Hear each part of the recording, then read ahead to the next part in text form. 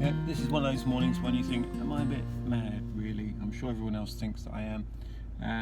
It's 17th November and I'm on my way to Dartmoor for my third wild camp. Actually, I'm really looking forward to it. Even though I know that it's going to chuck it down with rain at various points. But I'm hoping I'll time it, that I'll be able to get the tent pitched just as a band of rain has moved through, so hopefully my setup at least will be dry. Being winter and with the clocks having changed, it means that the sunset, such as they'll be, will be quite early, at about 4:15 p.m. So by 5 o'clock or so, particularly with it being cloudy, it's going to be dark. And so I'm not going to want to spend, probably 12-14 hours inside the tent. It's going to get a bit cramped and claustrophobic. On my way there, I'm going to stop in Exeter. I'm going to see if I can get myself a Vango tarp to put over the tent and around the over the entrance. So I've got a little bit more porch space now. Give me somewhere to sit. Where I can still be a bit sheltered from the elements. So this is the view from the from the car at the moment. The weatherman did promise some heavy rain, and it looks like he wasn't wrong. But I think it's just a passing shower, a heavy one at that, and hopefully in a couple of minutes I think it'll probably pass through. I'm just going to put this on time lapse. Let's see what happens.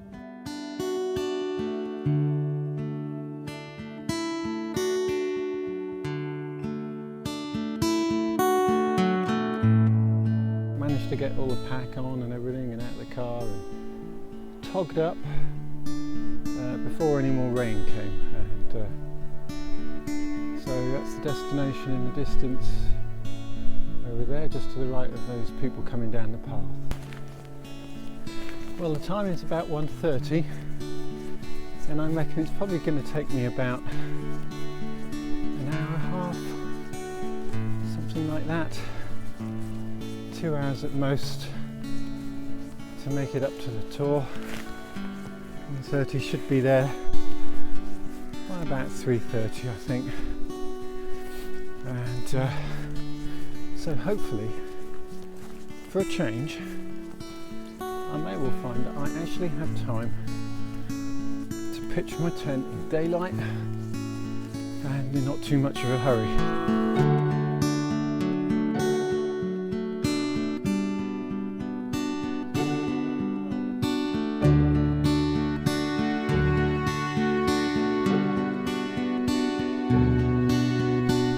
There was a couple of ladies on the path in the earlier shot, just on their way back to the car park.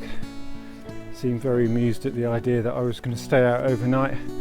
We did have a bit of a laugh, but it is nice the people you meet on the way to these things.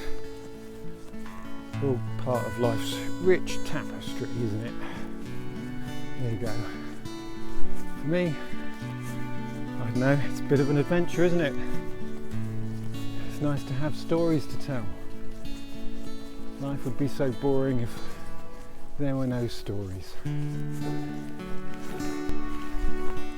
Well, looking behind me now, I'd say the rain is hard on my heels and some fairly heavy stuff as well. The rain is now lashing down. Fortunately, it is at my back rather than in front of me, rather than into my face, I mean. But I guess you might be able to make out from the puddle there. There's a lot of water coming down.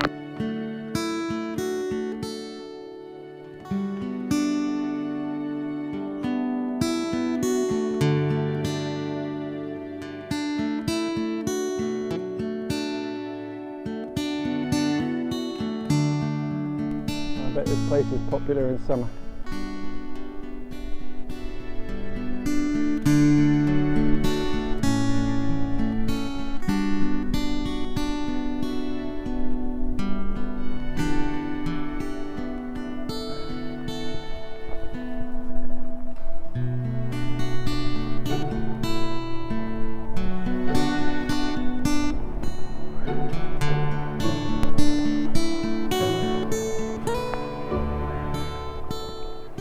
I've got to say, crossing these stepping stones looks a simpler task than it is, because they're quite big, and so the gaps between them, I mean, they're not massive, but you know, it's a good step. And with a pack on your back, you've got to be real careful you don't get your balance wrong. Wow, could just spend all day here. Beautiful.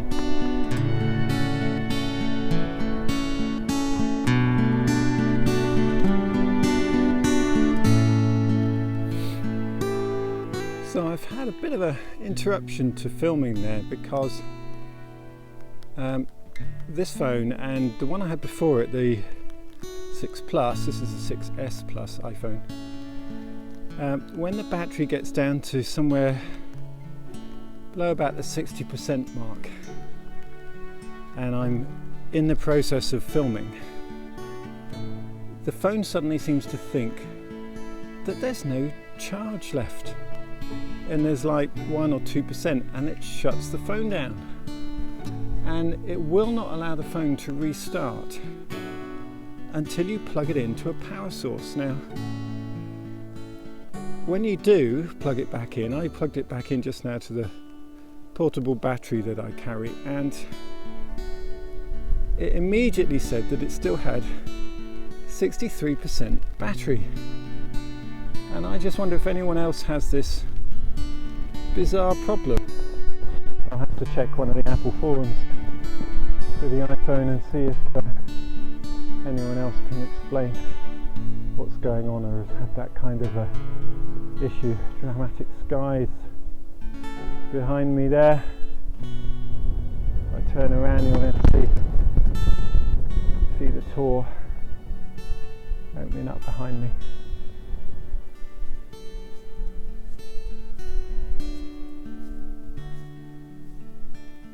You know, it would be great, wouldn't it, if it was just beautiful and sunny all the time, but then you'd miss a view like that, wouldn't you? Look at it, look at the drama in the skies there. It's going to be quite exposed up there, pretty windy. I have to go down the hill a little bit on the other side just to make sure I've got enough shelter. It looks like there's a nice little window in the weather coming, so perhaps it is time to get up there now and get the tent set up while it's dry.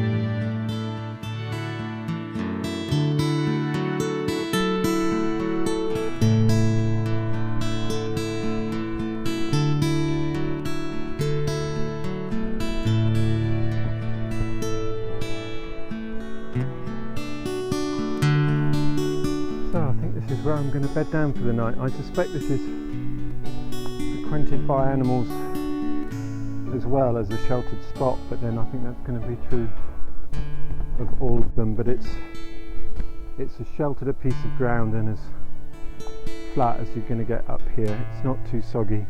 There's quite a lot of sodden ground about, so it needs to be reasonably flat, it needs to be reasonably dry, and it needs to be sheltered, and this certainly fits those criteria. I haven't got a view of the valley the other side, but then nowhere with shelter is going to, so I think this is going to be it. Farmer there with his sheepdog on the back of his little truck, just gone past my campsite. What a job. There we go. That was interesting, setting up the tarp. Harder than I expected it to be. There's real action happening over here, over the ridge, in terms of the sunset. So what I'm going to do, I'm going to go down and get my camera equipment, and I'm going to See if I can't grab me a sunset shot or two. Well, I'm set up at last. Always takes longer than you think that it's going to, and I'm just gonna. Well, it takes longer for me anyway. I'm just gonna have a nice cup of coffee. It's about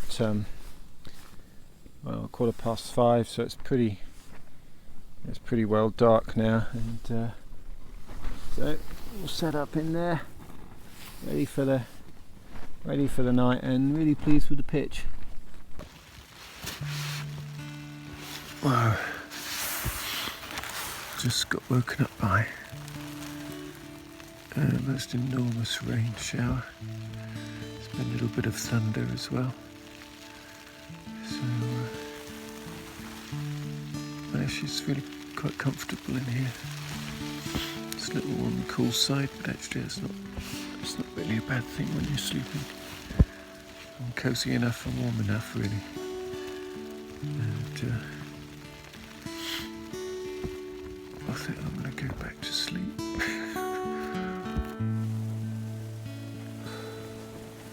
Well, good morning. It is proper cold, and I just point the camera up there. You can see there's snow on the ground outside. It's actually falling quite heavily right now, I think.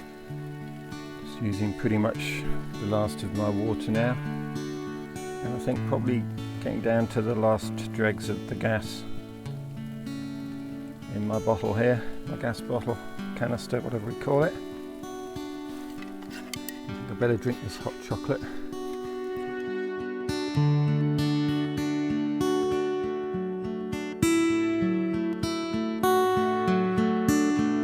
Wow, breakfast in the snow.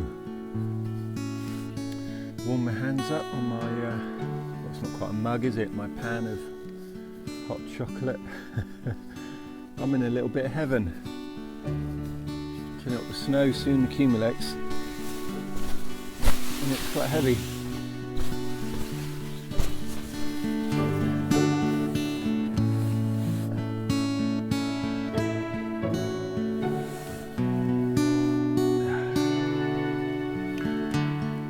Well, I'm wearing just about every layer that I have. So I've got base layer on my legs, then I've got my walking trousers. I'm starting to think I should have got fleece lined ones. And then I've got my waterproofs over those. I've got a base layer vest, t-shirt thing, a woolen shirt, thick one. Then I've got my mountain warehouse sort of thick fleece lined jumper cardigan thing, zip up job. Now on top of that I have my feather down jacket. That was a bargain from Mountain Warehouse. And on top of that I've got my Gore-Tex Berghaus shell. Obviously my woolly hat as well, as you can see. Oh, and I'm wearing a head tube thing as a scarf. That's been really useful. That's been such a good purchase. It's amazing how much warmer you feel with that. You are. And I actually used that in the night as well. I do worry a little bit about hygiene, personal hygiene up here. And as much as I'm in amongst all this stuff, sheep's droppings and cow poo and horse manure, and you do practical manual stuff here when you're camping, you get your hands pretty mucky, and I think I probably ought to bring some hand wipes with me next time.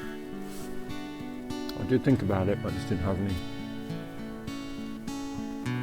See the snow that's just collected around my tent there, around the base of it, made it look like there was a lot more snow than there was. I guess that's because it just sort of fallen down from slid down and accumulated there. But wow, what a beautiful place! What a beautiful place. It's snowing again.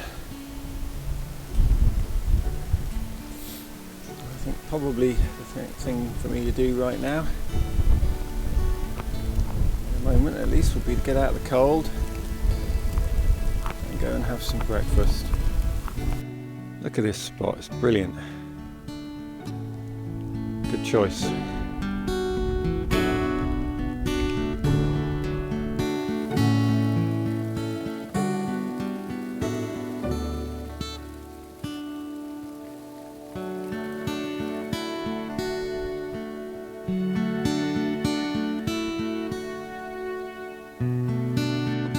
Really a pretty tough packing up, and I'm not really relishing doing it in the snow again.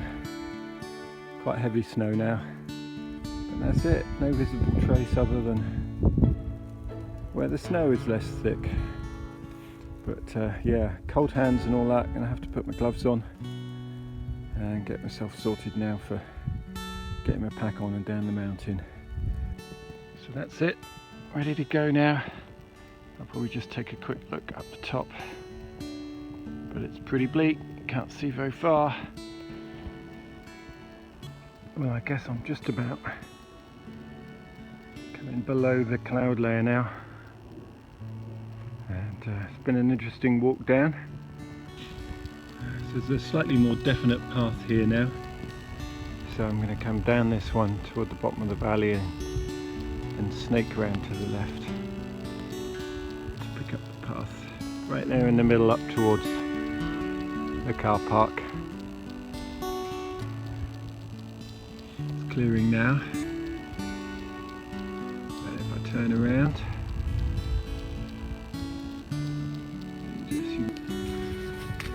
it's quite difficult with the ground in these conditions to tell the difference between what might be something like a stream coming down this side of the hill, or what's an actual path. And I think this pass is for a path, but in these conditions it becomes a stream, so you find yourself walking down something that's really quite wet, slippy and boggy. Still, I'm not complaining. It's been an absolutely great night. It's a beautiful morning, couldn't really ask for more. Sign off in a moment. Thanks for watching if you've got this far, or even if you haven't, thanks for watching as much as you did. And if you like it, just subscribe. I'll be doing more videos, more wild camps, more photography stuff. Subscribe, like, all the usual things. It all really helps, and it's a great encouragement, and I'll do likewise for people whose videos I watch. So, signing off. Have a great day.